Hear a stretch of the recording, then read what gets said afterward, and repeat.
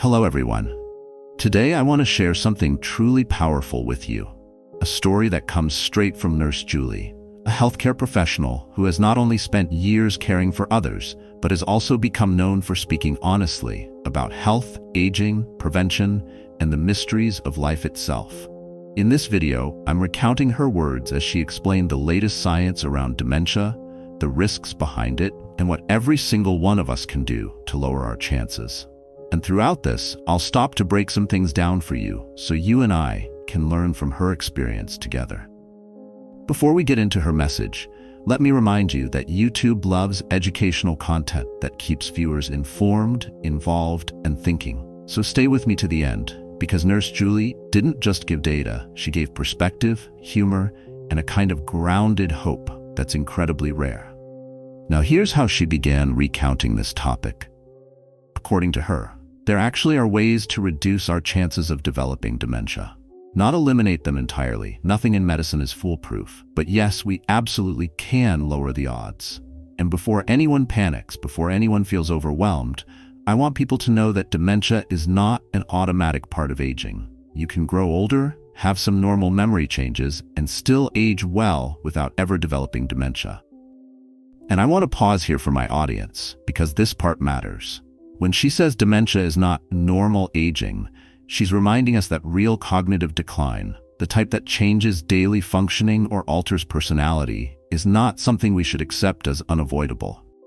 That distinction is critical, and it sets the tone for everything that follows. She continued, "Dementia is really an umbrella term. It includes Alzheimer's, vascular dementia, Lewy body dementia, frontotemporal dementia. All of these fall under that one big category. When people hear me say dementia, this is the range I'm talking about." Now right there, I want to give you a quick explanation. This is why understanding dementia is so important. It isn't one single disease. It's a spectrum, and the preventative steps often protect you across the entire spectrum, which is exactly why Julie wanted to share them. So she went on and said, let's start with risk factors. The biggest one is cardiovascular health. What's good for your heart is good for your brain. And what damages your heart? High blood pressure, high cholesterol, diabetes, smoking, obesity also harms your brain. That's why taking care of heart health early is so important.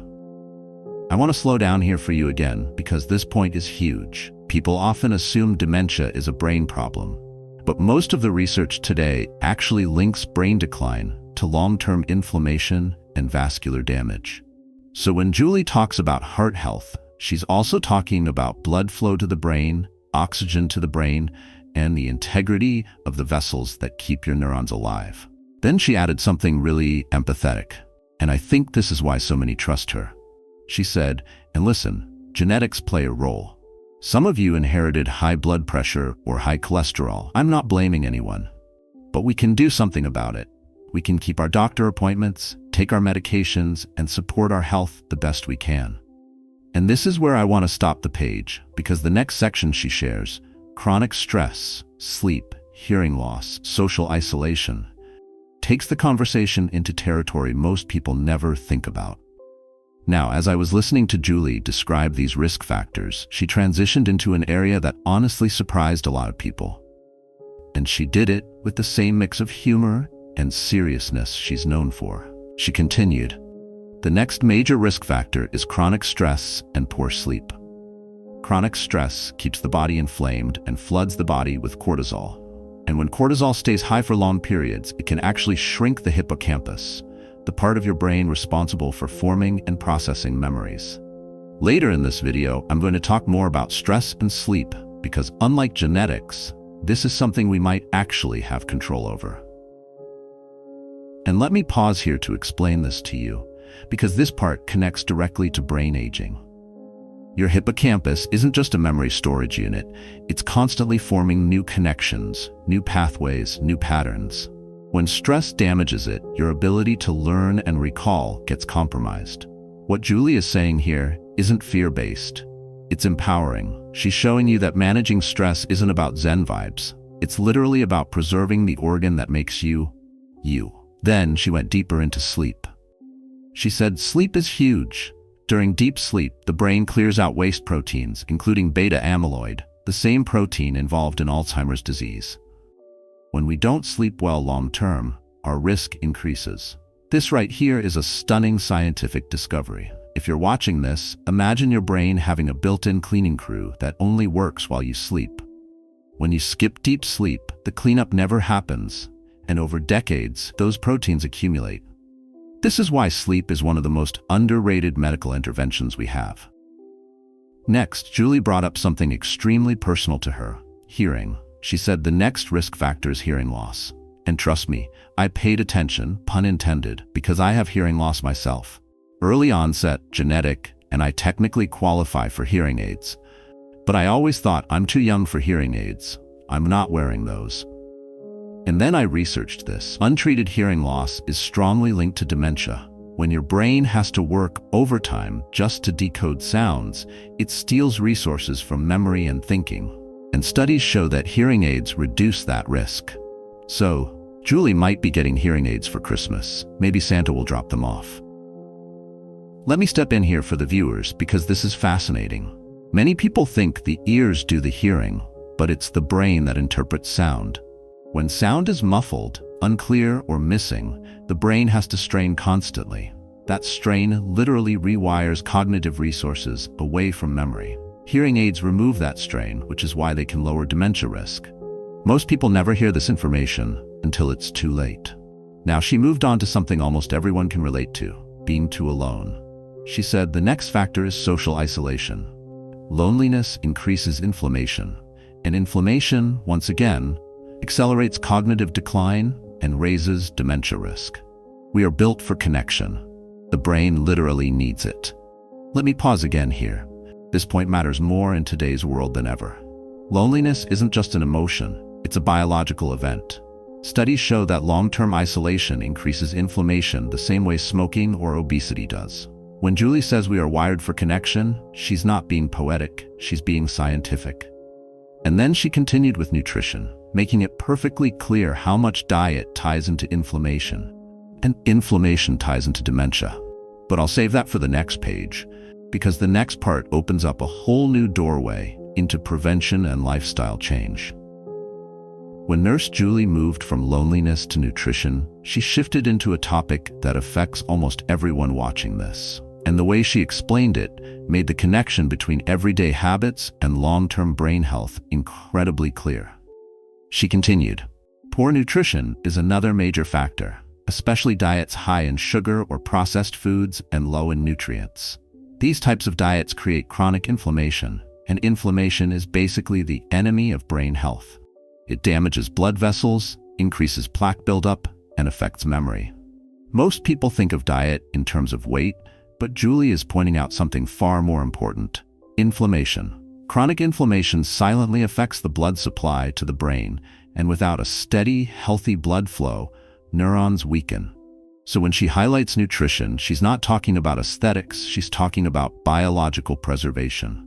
Then she moved into something people often misunderstand: cognitive engagement. She said another risk factor is low cognitive engagement. When we stop challenging our brain, the brain loses connections. People think this means doing things like Wordle, and those things help, but that's not really what I'm talking about. I mean something richer, something novel, something genuinely engaging. Truly learning something new, reading an immersive book, exploring new music, learning a new skill, doing something physically new like sewing or pickleball, anything that forces your brain to create new pathways. Let me interpret this for you, because this is one of the most misunderstood ideas online. Brain games are fine, but they mostly strengthen the same pathways you already use. What Julie is talking about is neuroplasticity, building new neural highways. Think of the brain like a city. If you only ever drive the same streets, nothing new develops. But if you explore new areas, the city expands. Your brain works the same way. Novelty fuels neuroprotection. And then, she rounded out the risk section by returning to genetics. She said, "Lastly, genetics matter. Genes like APOE4 increase the risk of Alzheimer's. But genetics are not destiny. Even if you carry that gene, there are powerful things you can do to lower your risk dramatically." I want to pause here again because many viewers fall into two camps. They either blame genetics entirely, or ignore genetics entirely. Julie offers a realistic middle ground. If you have inherited risk, you're not doomed. It just means prevention becomes even more valuable. At this point in her recounting, Julie transitioned from outlining risks to offering real, actionable prevention steps. The part everyone always wants to know, but rarely hears explained so clearly. And the way she framed prevention wasn't about fear, it was about empowerment.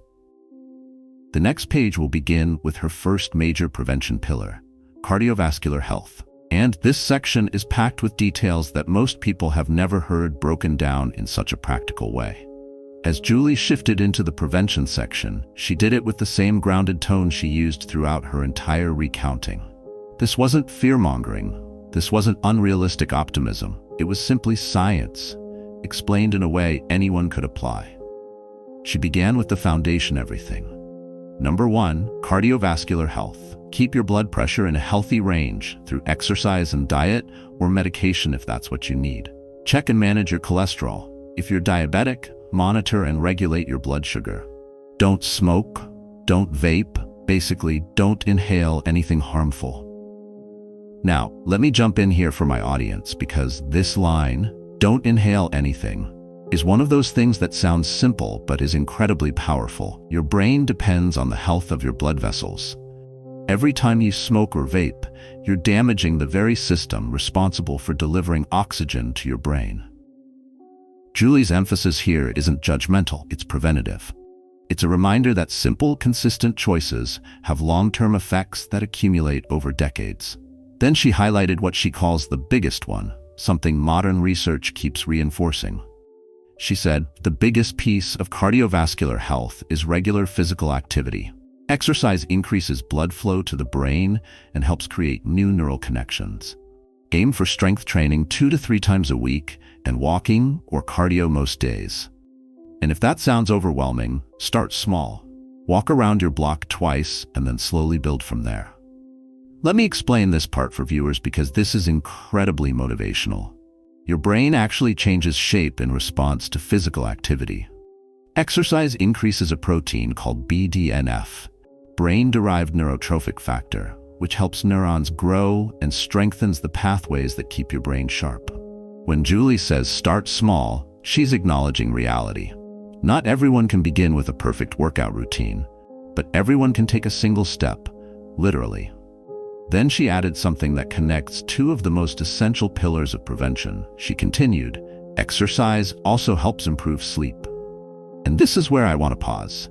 Exercise doesn't just strengthen your heart, it regulates your circadian rhythm. People who move their bodies sleep deeper.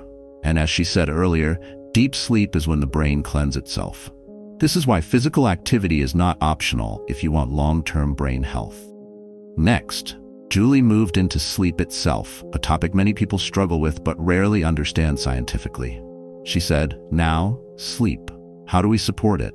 A cool, dark room, limiting screens before bed, reading before bed, keeping a consistent bedtime and wake time, addressing snoring or sleep apnea, using a sound machine if it helps, and being aware that hormonal changes can disrupt sleep. HRT may help, but talk to your doctor about that. Let me step in and clarify this. These suggestions are not random lifestyle tips. They are strategies based on circadian biology. When the room is cool and dark, melatonin production increases. When screens are avoided, blue light stops interfering with sleep hormones.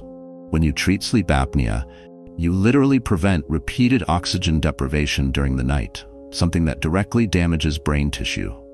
Julie then moved into one of the biggest lifestyle shifts of all, nutrition. And that's where the next page will pick up. Her breakdown of inflammation-reducing eating patterns and the kinds of foods that actively protect the brain. When Nurse Julie transitioned into the topic of nutrition, she did it in a way that made the connection between food, inflammation, and long-term cognitive health feel incredibly real and practical.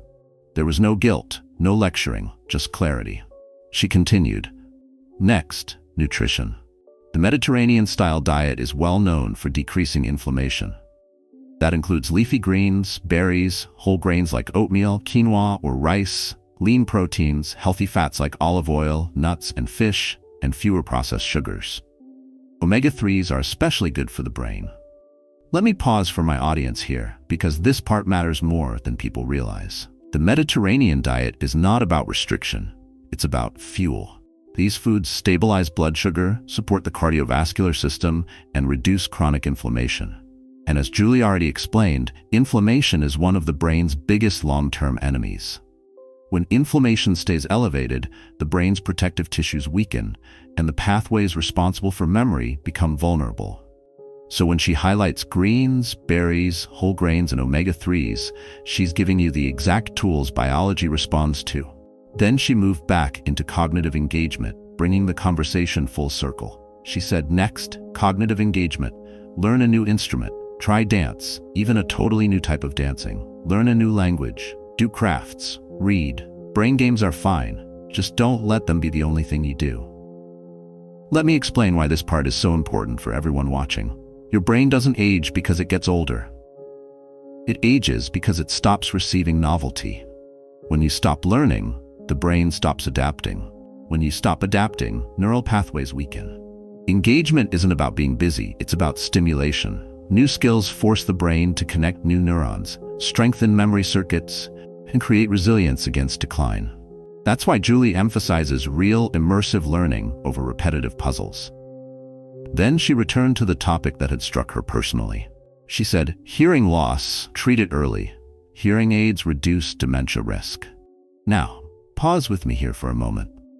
This one sentence might be one of the most life-changing pieces of information for someone watching this video. Hearing loss is not just about hearing, it's about cognitive load. When the brain struggles to interpret sound, it borrows resources from memory, processing, and focus. Over years, this constant strain accelerates decline. Treating hearing loss early doesn't just improve quality of life, it literally protects the brain. Then Julie addressed something we all experience but often ignore: stress. She continued, stress reduction is essential. Walks, breathwork, meditation or mindfulness, therapy, all of these help. Use walking as meditation. Start small, like counting 10 breaths every morning. Stress is not an emotional inconvenience, it's a biological condition that changes your physiology. High cortisol shrinks the hippocampus, the memory center, and it also disrupts sleep, raises inflammation, and weakens overall cognitive stability. Julie's approach here is realistic. Small steps, sustainable habits, manageable routines. You don't need a full 30-minute meditation to begin protecting your brain. You just need 10 intentional breaths. And then she addressed something millions of people struggle with, especially socially. She said, limit alcohol. Heavy drinking significantly raises dementia risk. Decrease alcohol intake to little or none to help lower your risk. Let me explain why this line is so important to highlight. Alcohol affects the brain in multiple ways: inflammation, neuron damage, sleep impairment, and cardiovascular strain. People often dismiss alcohol's impact because it's so normalized in society. But long-term, consistent drinking has a measurable effect on cognitive decline. Julie isn't telling people to become sober monks. She's saying the research is clear. Less alcohol equals lower risk. Finally, she offered a message that tied everything together and took away the fear people often feel when discussing dementia. She said, the message is not meant to overwhelm or frighten anyone. It's meant to motivate you and help you understand how our bodies work, how we can protect ourselves, and how we can age well. It's not about avoiding aging. It's about aging well and decreasing our chances of developing diseases we all hear about. People don't need more fear. They need more hope. Grounded, scientific hope. And what she shared gives exactly that. Thank you for watching.